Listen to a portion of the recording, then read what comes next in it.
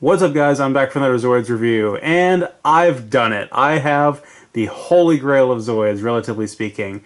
This dinosaur-type Zoid, known as the Death Saurer, is the most fearsome Zoid of all time. And I finally have the model kit of it. And I never expected to own this, but I stumbled upon it at Anime Weekend Atlanta, which tends to be where I find a lot of my Zoids model kits, indirectly through the Super Happy Fun sale because people sell them secondhand there.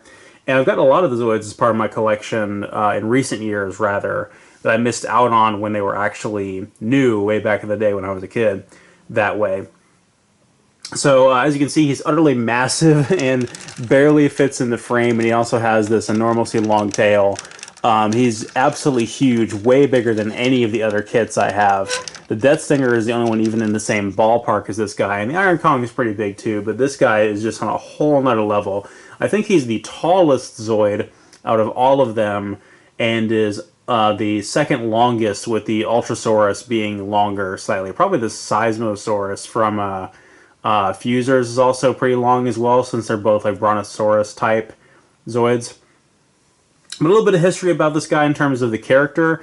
So this, in the original battle story, this was developed by the Xenobus Empire as a counter to the Ultrasaurus, and pretty much had the ultimate destructive capability. So it had a charged particle beam that would fire out of its mouth that could essentially nuke entire cities, and it had nearly impenetrable armor, with its only weak spot being the fan on its back there, which ventilates heat from the charged particle beam.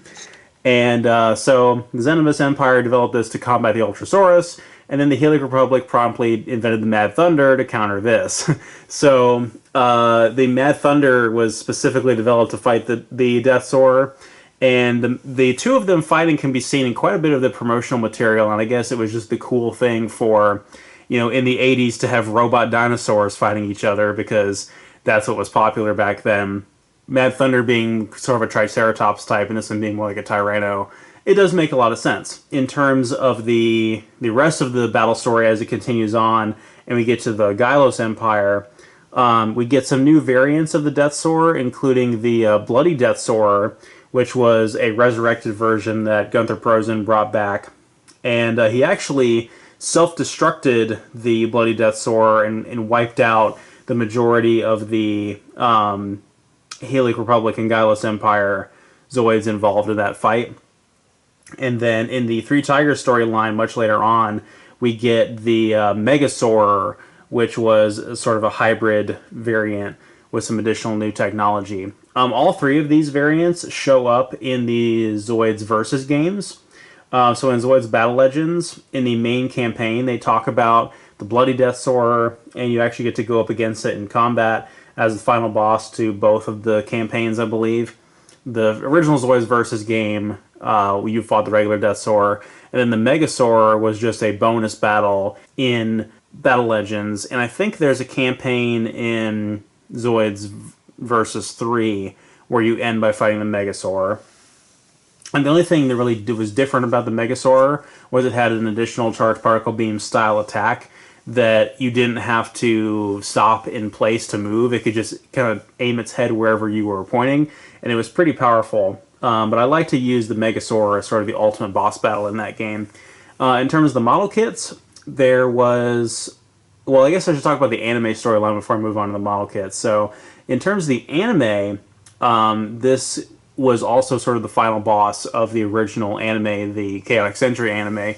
Only appeared in that series, didn't appear in any of the other series directly, at least, although I think it's referenced in New Century Zero at the very least. But it appeared in Chaotic Century, where, again, Gunther Prosen, the main antagonist, and the Chancellor of the Gylos Empire has it resurrected using weird technology with the organoid system and Zoid cores and whatnot, and it proceeds to cause massive destruction when the Helix Republic is sieging the capital city of the Gylos Empire, only to have Van and his newly acquired Blade Liger crashed through the center of it with the blades pointed forward, breaking its Zoid core and causing it to be destroyed. And that was the end of the first series of Zoids Chaotic Century. Only to have the Guardian Force series, which is the second season of Chaotic Century, come along, where Gunther Prosen has Raven essentially harvesting Zoid cores with a Genobreaker in order to bring back the Death Saurer again, which he does by the end of the series.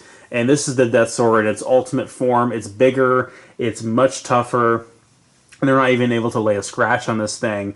And they were saying that only like a true ancient Zoidian can command it, which he tries to get Fiona involved in that, which of course gets us into spoiler territory if you guys haven't seen that anime.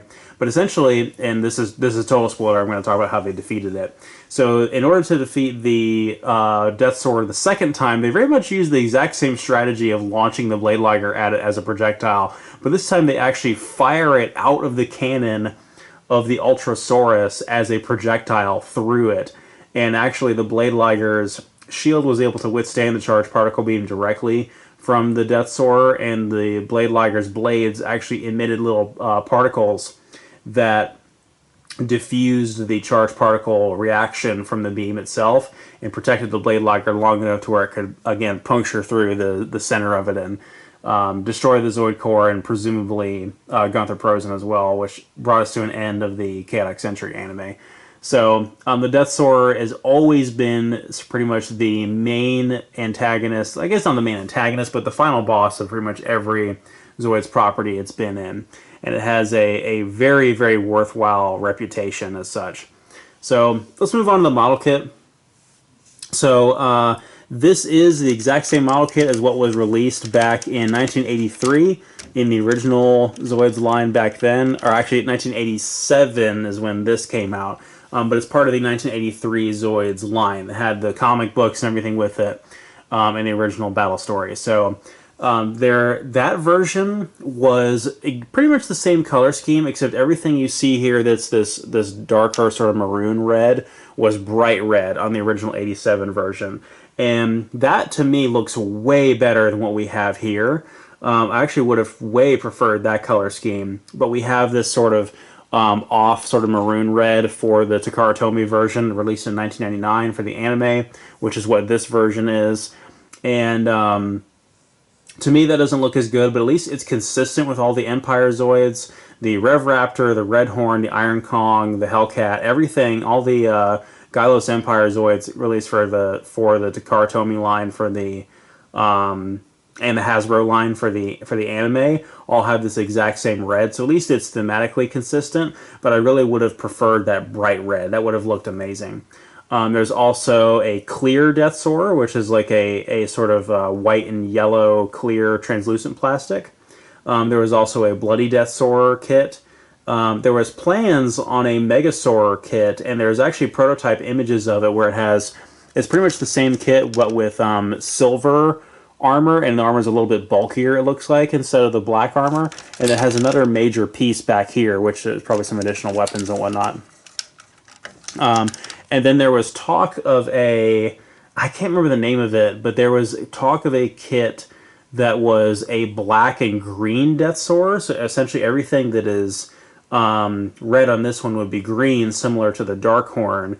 And that kit looks amazing, but it was never released. Here we have it. I mean, this is actually also the Takara Tomy version. It goes without saying, because the Death Saurer was actually never picked up by Hasbro when they were localizing a lot of the 1999 Chaotic Century Zoids to be released as part of the anime for Chaotic Century and New Century Zero in 2002.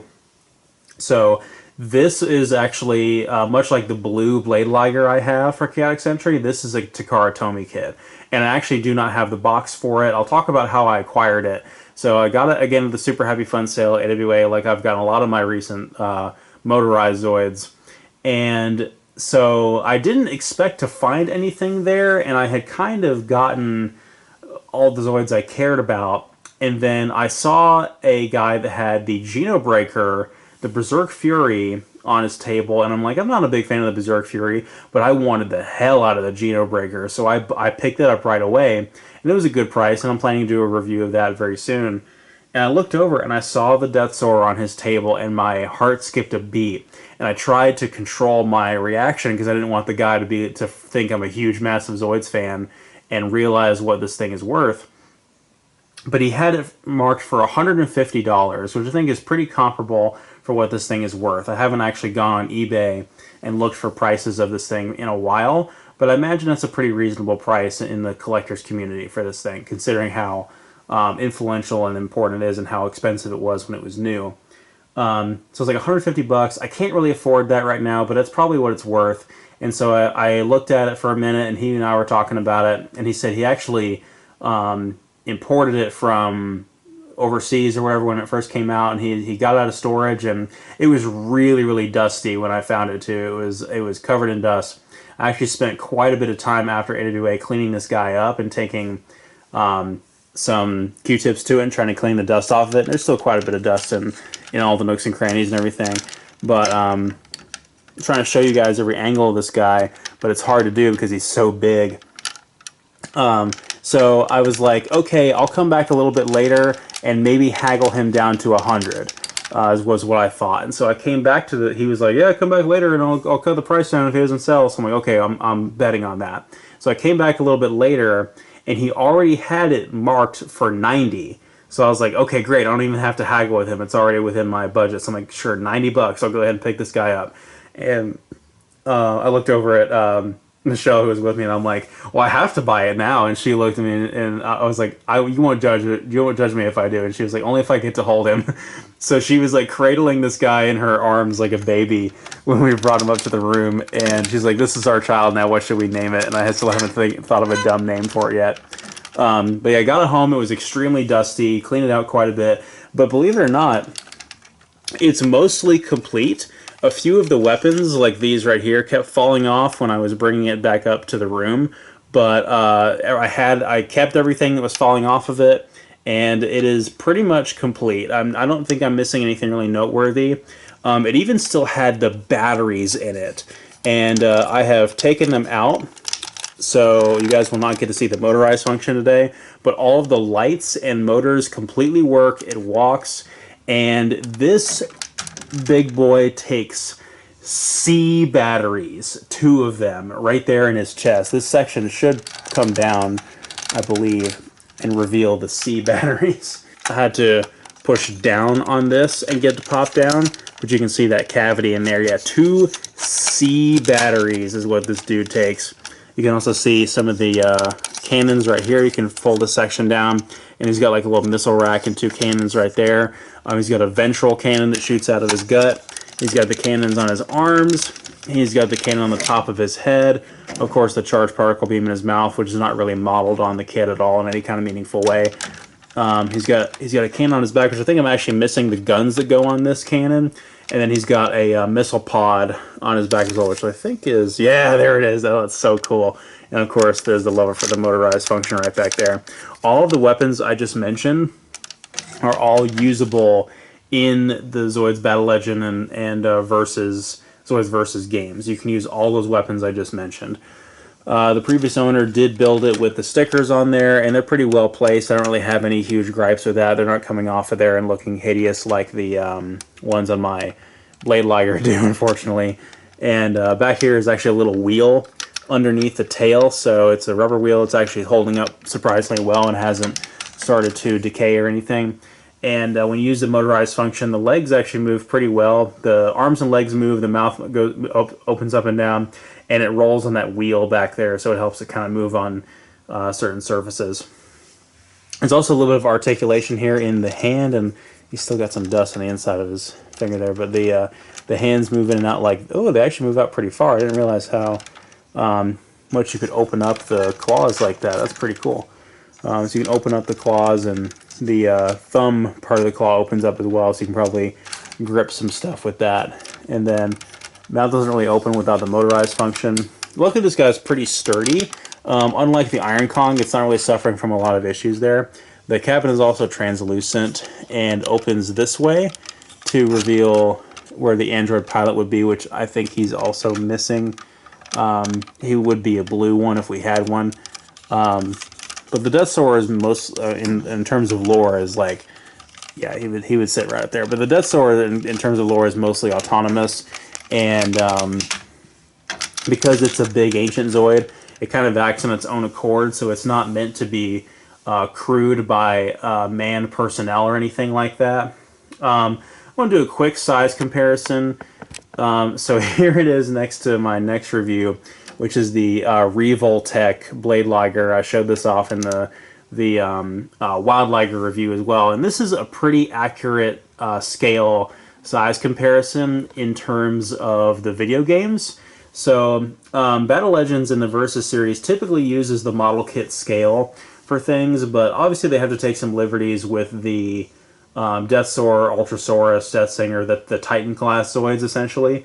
But the size difference with the Death Saurer, just like the Death Stinger, in the anime is laughably inconsistent. So there's sometimes where this is the scale, where the Blade Liger is about this big compared to it, and actually the shot where it shows the Blade Liger going through the chest, it's this size, and then there's other times where it's like a tiny little thing next to its foot like that, and so the scale is like wildly disproportionate. And I can buy that when you get like Death Saurer 2.0, like the ultimate form at the final arc of Chaotic Century, that it would be bigger than it was before. I can buy that, but otherwise you get just like laughably inconsistent in terms of scale, and you'd have a lot of shots of the Death Saurer just towering over cities as it's like wiping out cities, burning them to the ground with its charged particle beam, a la Godzilla. But yeah, there's going to be a lot of size inconsistencies there, but needless to say, it's huge, as you can clearly see. So I'm really, really grateful to have this kit. It is amazing. I'm definitely going to clean it up a little bit more and try to get it. I don't know if it'll even fit in the glass display case of my other Zoids. So I have actually a second glass display case I haven't built yet. I don't know if I'm going to be putting just more Zoids in there, or if I'll have enough room for all my Zoids in one and put other types of mecha and model kits in that other one. But we'll see what happens when I get into the new house. So I think that's about it I've got to say about the Death Saurer, guys. So I will see you guys next time. Thank you so much. I'm going to review the Revoltech Blade Liger next.